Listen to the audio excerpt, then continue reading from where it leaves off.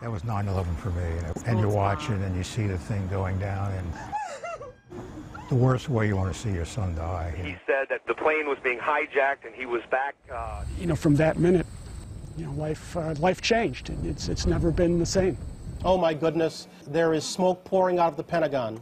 Well, as a New Yorker, I remember the shock and the grief of that day very starkly. For Gordon Felt, September the 11th, 2001 began just like any other day. I woke up that morning to a beautiful blue sky day. My brother, the same. He woke up, had breakfast with his eldest daughter, and was off to Newark Airport for his flight to San Francisco on Flight 93. United Flight 93, the fourth and final plane to be hijacked on September the 11th, that came crashing down in this field in Shanksville, Pennsylvania, after the 40 passengers and crew on board decided to fight back. Gordon's brother Ed had been in first class that day, with two of the terrorists sitting right behind him. The next call I got was Flight 93 came down. They didn't believe there were any survivors, and that's the last that we saw or heard from Ed. The families refer to this field as the sacred ground because only 5% of the bodily remains of their loved ones were ever found. The sacred ground remains and will forever remain an open grave to the heroes of Flight 93. Ed Felt was 41 years old when he died, one of nearly 3,000 people to lose their life that day.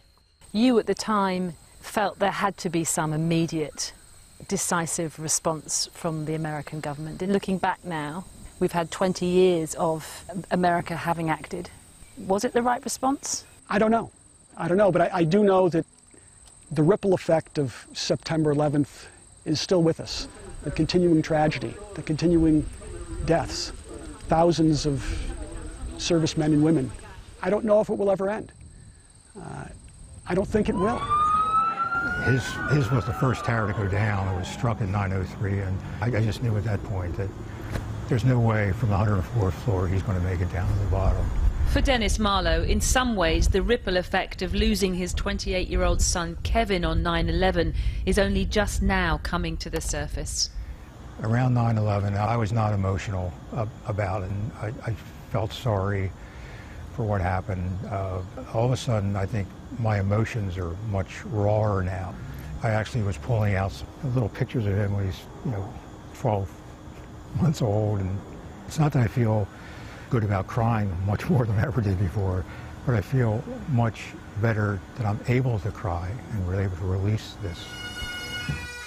The publicity around the 20th anniversary has inevitably heightened the anxiety and the chaotic withdrawal from Afghanistan, another acute reminder of the pain of that day, and now a sense of having come full circle with the Taliban back in power. Given the way it's turned out there, and given that they're back in control, just at the 20th anniversary, people are asking the question, was it worth it? Should we have done that for the last 20 years? Well, I think it was worth it. Interview some of the Afghan young ladies and women that have come out of the country in the last 20 years. Was it wasted? No, it was not wasted. It gave them a ray of hope, and I think these countries will change if they can change from the inside out. Hina Shamsi thinks it's America that needs to change. A young, successful corporate lawyer on her way to work on Wall Street, she witnessed the South Tower collapsing on September the 11th and says she's since witnessed America losing sight of its ideals. So for me, America is a promise that you work towards, and the actions of the post-9/11 era took us further and further away from that promise. Over the years, she says she watched as the US became the violent perpetrator it sought to extinguish, and she in turn became a human rights lawyer to represent those mistreated by US soldiers and the CIA. Systemic torture, indefinite detention at Guantanamo. Given what you're saying, America's got it horribly wrong. Was any of this worth it? Well, I think the question is, worth it for whom? We look back on the last 20 years, and in the name of its own national security, my country harmed our collective human security. And the people who have suffered the most have been Black, brown, Muslim communities, both at home and abroad. The hope is that America learns the lessons of 9/11.